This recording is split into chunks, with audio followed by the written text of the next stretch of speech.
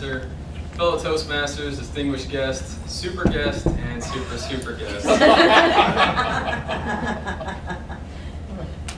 There is no sound in the world like that of a steel prison door closing behind you.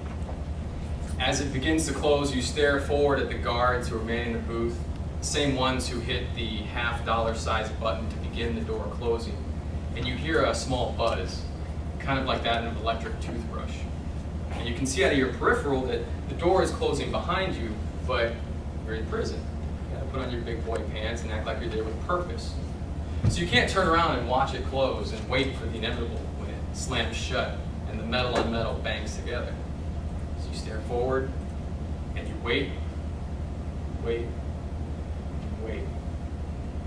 Then it slams shut, and it is a bone-jarring clang that you feel inside you. And I mean that. It's a sound that resonates within you and makes you feel as though you're cut off from the rest of the world. In June of 2012, the federal government appointed me to represent a client in a federal appeal. He was a poor man from a poor town in central Illinois, and like many of his peers, he had decided to sell crack cocaine to support his living. Also, like many of his peers, he wasn't very good at not getting caught, and after 3 convictions, he was sentenced to 15 years in a federal penitentiary. I decided that I would go visit him to help him appeal his case. Now, I was in Chicago at the time, and he was located in Centralia Correctional Center, which is down near St. Louis. For those of you not familiar with the land of Lincoln, it's about 5 hours driving south of Chicago. So, on a warm September morning, I got up about 3 in the morning, and I began driving out of the city to head down to Centralia. After about an hour, I was outside of the houses and the buildings that make up the city and the surrounding suburbs. After about 3 hours, the sun had started to come up, and I could see what was all around me. On both sides of the highway, in front of me and behind me for hundreds of miles, was corn. Nothing but corn as far as you could see. It was boring. It was a boring drive. But as I got further south, about 30 miles outside Centralia, the landscape changed. It went from corn upon corn upon corn to rolling green hills, large trees and beautiful wildflowers. I began to make my way into Centralia Correctional Center, and that beautiful surrounding turned into a gravel parking lot with gigantic white signs with huge red letters that said, warning, all vehicles subject to search. So I looked beyond that sign and I saw 12-foot high iron fences topped with rolls and rolls and rolls of razor wire. And I got nervous. This was my first time doing a solo visit with my own client in prison.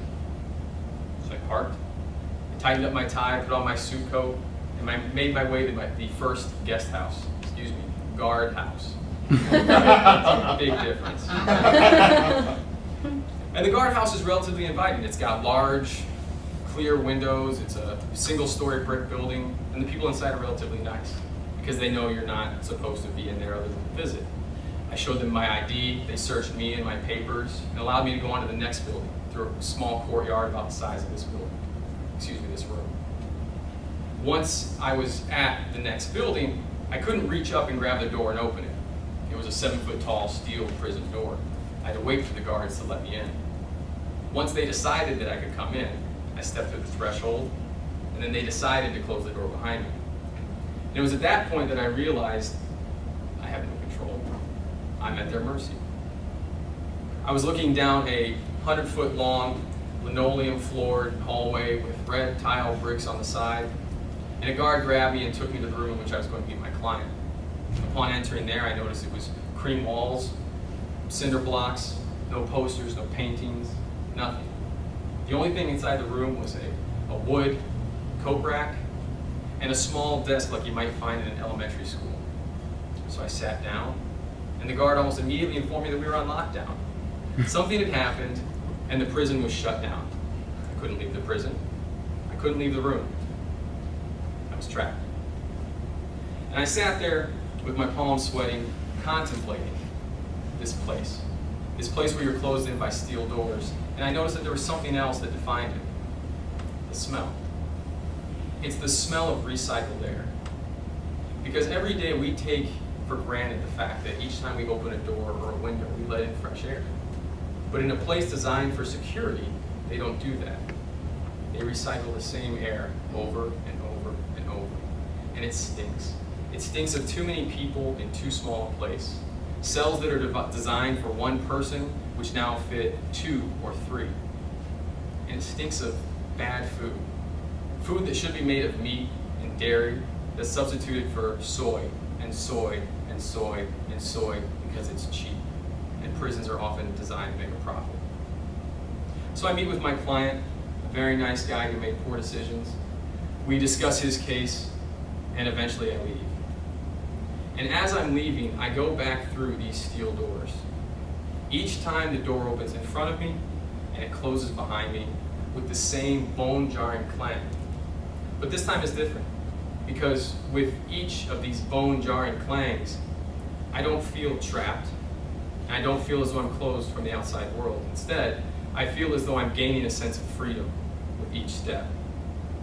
I left the prison, went back out to the car, rolled up my sleeves and rolled down the windows, and drove back home. I went through the rolling green hills, green trees, the beautiful wildflowers as it transitioned into cornfields and ultimately into homes in the city.